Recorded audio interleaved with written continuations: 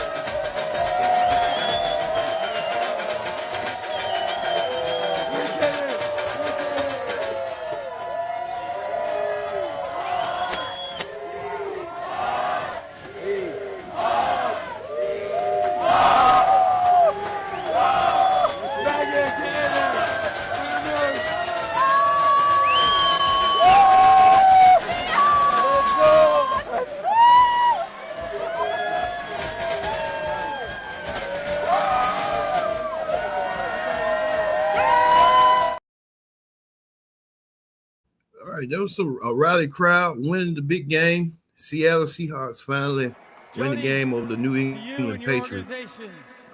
To John, to Coach, to your entire organization, these great players, congratulations on the Super Bowl win. Take it back. All right, you saw Commissioner Roger Goodell congratulating the Super Bowl champs, the Seattle Seahawks, on winning big. So congratulations to Seattle. Another thing a lot of people don't realize is that Bad Bunny performed at the Super Bowl. Here is Bad Bunny. I want to show you right quick. You see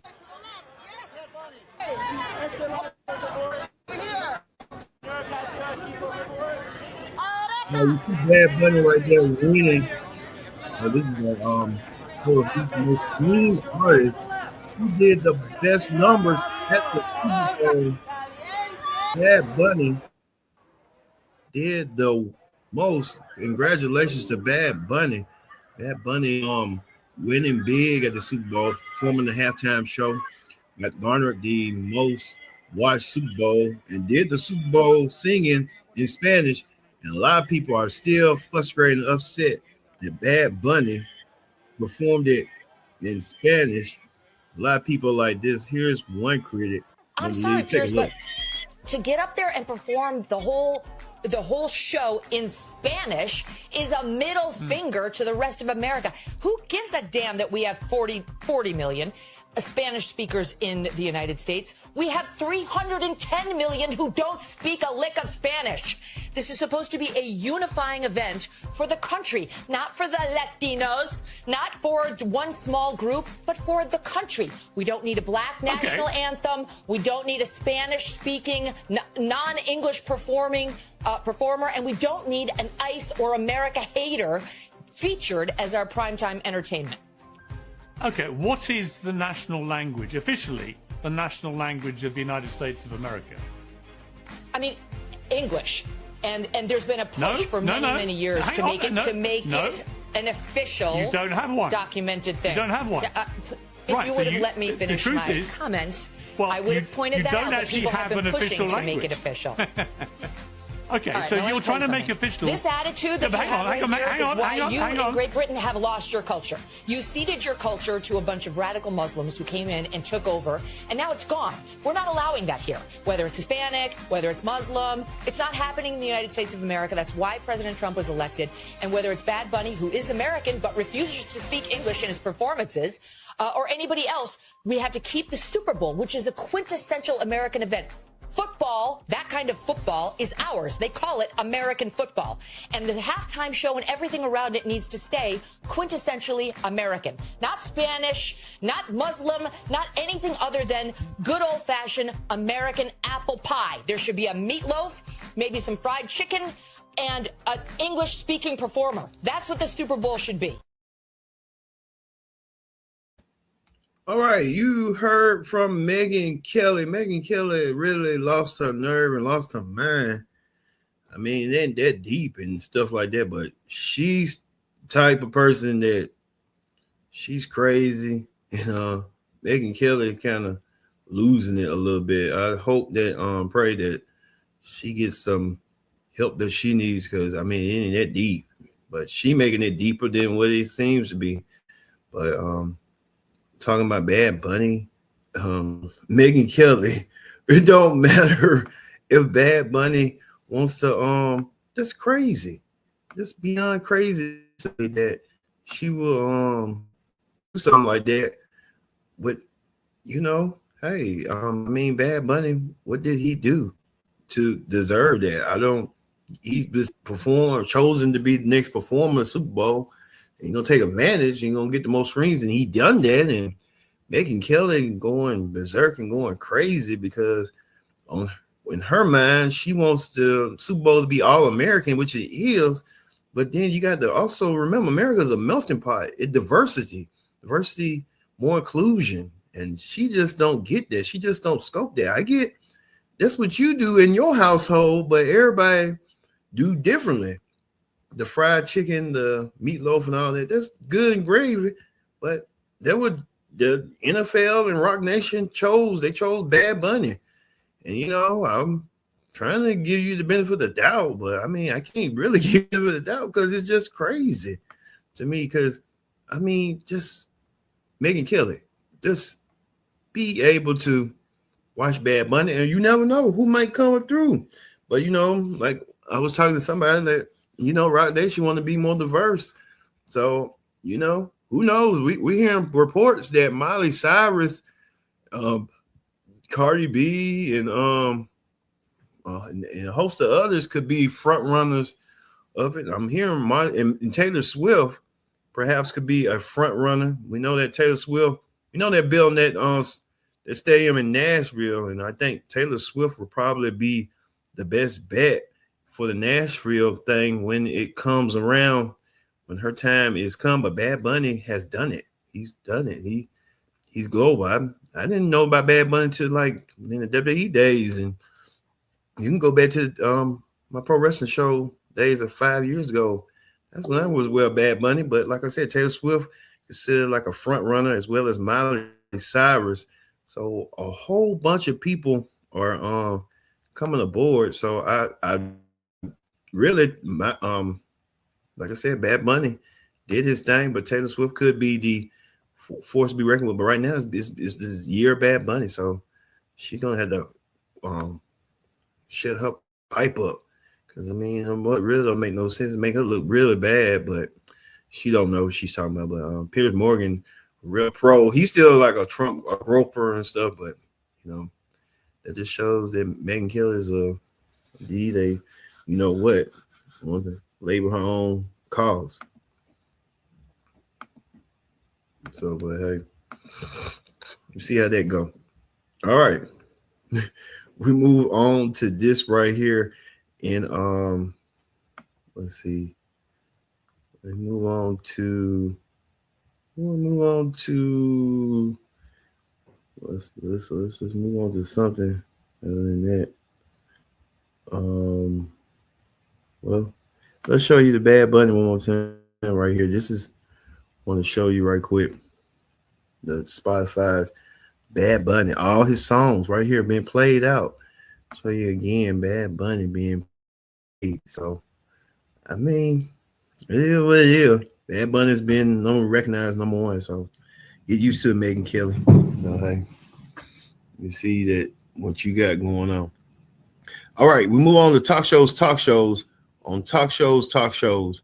Man, oh man, been a really, really busy week for talk shows. We told you last week that Sherri Shepherd and Kelly Clarkson were going to get canceled. He also said that Jennifer Hudson was on the verge as well being canceled. Well, let's hear what Sherri Shepherd had to say about the rumors of her being canceled. This is a hard morning for all of us here at Sherri. And I know that you have seen the news, and I'm ready to address it. Our show has not been renewed for another season. And I want to say to y'all, everybody, y'all try not to faint or fall out, because healthcare is expensive and none of us have it anymore. So y'all don't fall out. But I have to say, in thinking about it, I'm truly overwhelmed by the outpouring of love that I have received from all of you. So from the audience to everybody on social media, to people who stop me in the store and still talk to me despite me not having a wig on, they still talk to me. From the emails and the texts, the messages, I feel every bit of the love that you've been sending to me.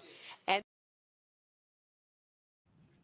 all right, you heard from Sherri Shepherd. Sherri Shepherd saying that she's no longer going to be doing her talk show no more. She's done. Quite was a surprise. I think Sherri Shepherd a lot of people said she wasn't like Wendy Williams, in which she never did want to be Wendy Williams. She wanted to be in her own lane. And I can respect that. Sherri Shepherd really was trying to do the best she can, but she brought more celebrity guests on the show, like some high-profile celebrity guests, like a Michael B. Jordan and a host of others.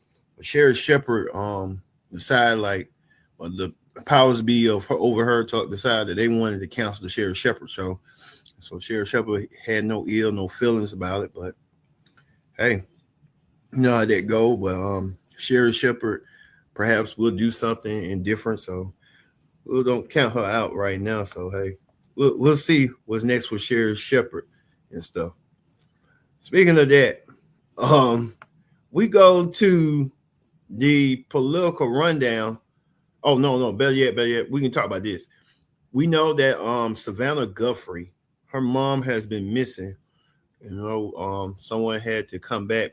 Hoda Kotb came back, and here's what Hoda Kotb had to say about her friend Savannah. Hoda is joining us this morning as our Today family continues to navigate uncharted territory, balancing the updates on the search for Savannah's mom with all of the other stories of the day like we normally do.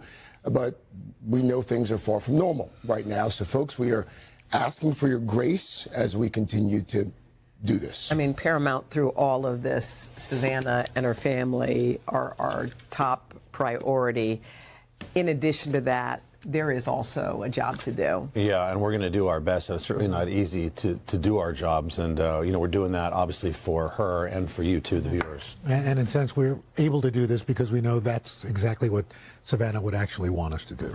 Yeah, sure. And our thoughts and prayers are with her 24. We're all so close with her, and we all want to help her. And, I'm looking at us, and I was thinking, who was first in the hospital room when Hope was sick? Savannah. Right. Who hopped on a plane when your parents? Oh my gosh. Savannah. First person. Who was sitting by Uche? How about when your brother passed? Right. I mean, she was there, and I was thinking this morning. I was like, what? They say love is patient, love is kind. We'll be patient, and put prayers up, and that's all we can do. That's all we can do. Feeling of helplessness. Yeah. And we're not helpless because it's prayer. Yeah. It's hope. We got that. Mm-hmm. Prayer and hope. Prayer and hope. All right, you heard from the Today Show crew, which is unfortunate. Savannah Guthrie and her mom being abducted, but that finally leads to who done it. They're hoping get the case solved because they haven't said an act of life, like a proof of life, but Savannah Guthrie still having hope, and that's what you gotta have. You gotta have hope, and hopefully they'll find who done this to her mom. because it's so unfortunate for Savannah Guthrie going through that. You never know where your mom's going to be, and how everyone's going to react. Hopefully, Savannah Guthrie finds hope and finds a happy ending. All right, we move forward to the political rundown. On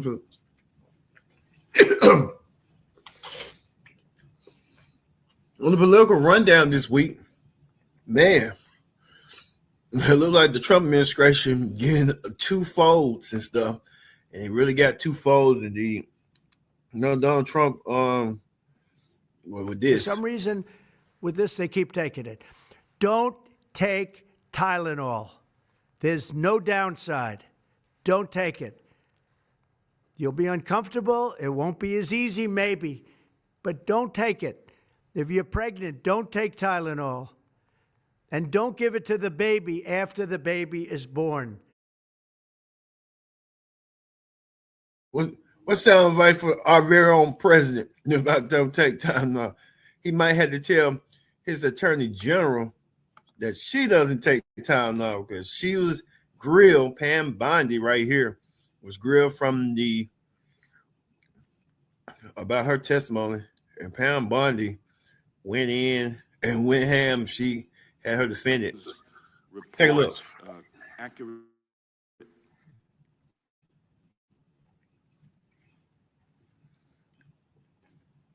I believe his name has appeared countless times in the documents that have been released. If I could finish, I'm going to read you the stats. I just simply asked whether or not it was true that it was 1,000 folks who were assigned that task.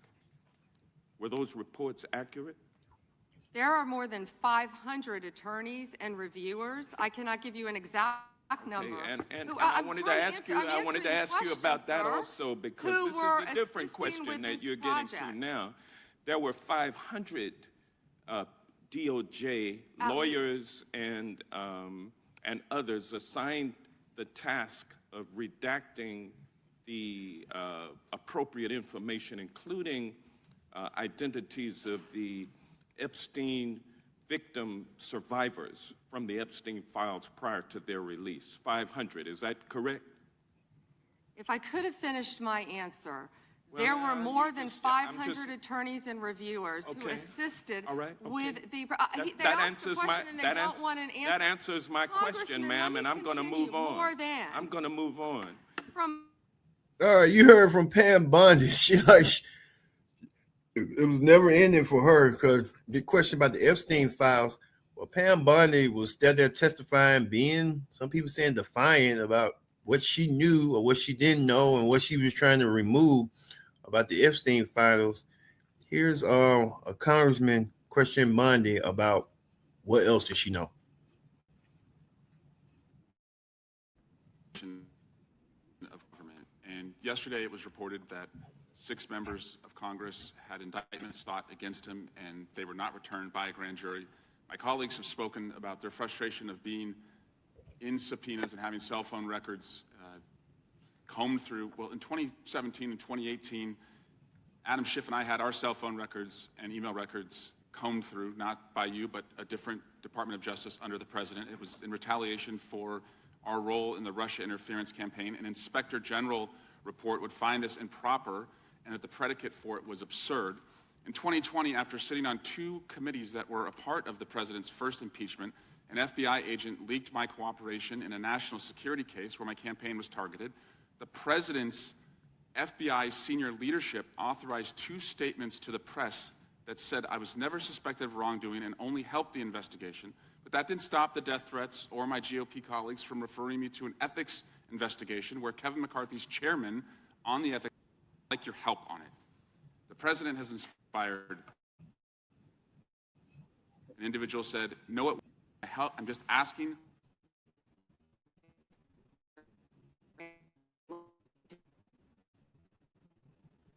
You should be threatened, ever. None of your children should be threatened. None of your families should be threatened. And I will work with, you can come into my office any day. I will work with all of you on both sides of the aisle if you are ever threatened. And I'll gladly talk to you after this hearing about your cases. But I can tell you some of them are very active. Appreciate that. And I yield back. Gentleman yields back, and we're sorry for what the... All right. You heard from Pam Bondi being, and then General Representative Eric Stilwell about what's going on about threats and stuff. But it's Pam, I guess, like I said, Pam Bondi, she really gonna play her key, keep her role and stuff of her doing what she's doing best. But that's what Pam Bondi is all about. So hey, Pam Bondi is that. All right. We move on to another story here on the take. Here on the take, we talk about this on Newsies this week. What Newsies was this week. We talk about this right here, that Newsies about PetSmart. Look at this, PetSmart for Valentine's Day. My Valentine's pet pause has paused. I guess PetSmart trying to get into the action and stuff with pets and stuff. How that's going to go. So I guess how that's going to be moving forward. Are recharged and ready to roll as they take the field. Rams Team Fluff. They've hung tight all game. All right, that was the Puppy Bowl. That happened during the Super Bowl week as well. Like we said, the Puppy Bowl happened as well. So we see the Puppy Bowl. The Puppy Bowl.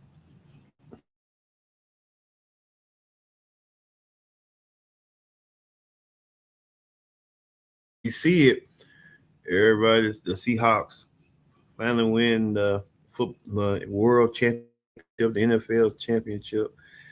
A lot of fans gathered around, so we saw them panning.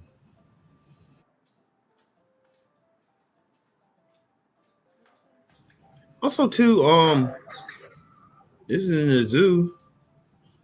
The gorilla having his Valentine's Day, eating it, tasting it. You know what I mean? In the Chicago Zoo.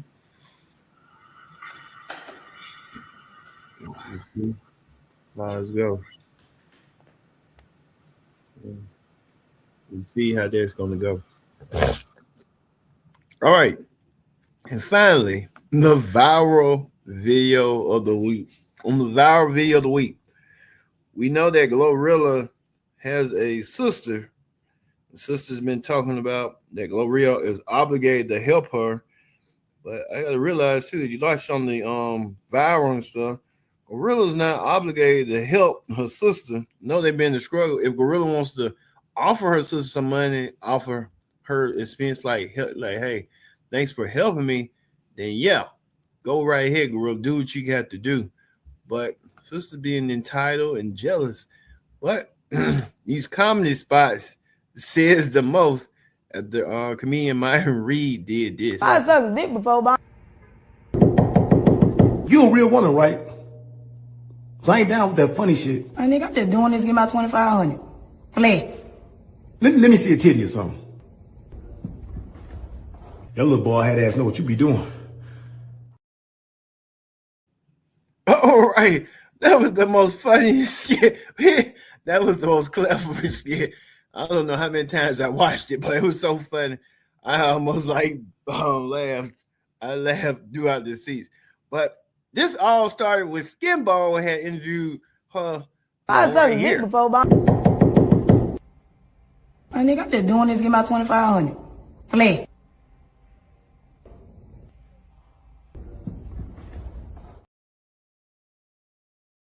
All right, that was Myron Reed's son. Let's take a look at it, right.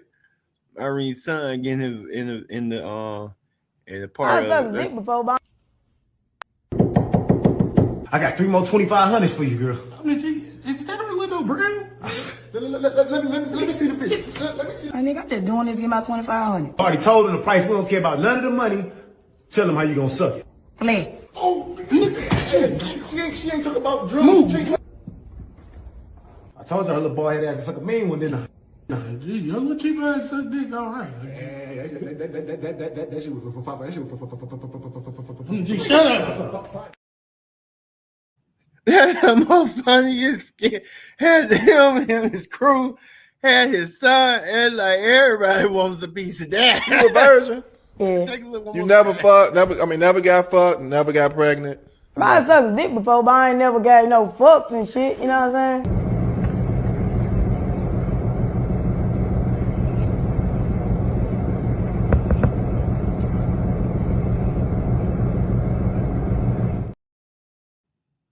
All right. That right there, it made my day. I mean, it really made my day. And I hope we're hearing reports now that she's feuding with Tasha K. Tasha K trying to fly out to Atlanta to do an interview. The interview with what you like to call it, like the interview went downhill. It fell through. Yeah. The interview fell through. So Tasha K trying to interview her, that fell through. It panned out. Even a lot of people, Fistiness, Timers, 2 times trying to get in the field. Like everybody trying to. She capitalizing too. Don't get me wrong, but I mean, she need to get her a manager or something because this is just crazy to me. But like I said, it's crazy. Megyn Kelly crazy. She crazy. The lady. We about to leave you here with that. So for me being Kendra Dick saying so long, we'll see you next time for another edition of The Tape. I got 3 more 2500s for you, girl. I mean, is that a little brown? Let me see the bitch. Let me see. I nigga, I'm just doing this to get my 2,500. I already told him the price. We don't care about none of the money. Tell him how you gonna suck it. Play. Oh, look at that. She ain't talking about drugs. I told you her little boy had ass like a mean one, didn't I? Gee, your little cheap ass suck dick, all right. That shit was for Papa. That shit was for. Gee, shut up.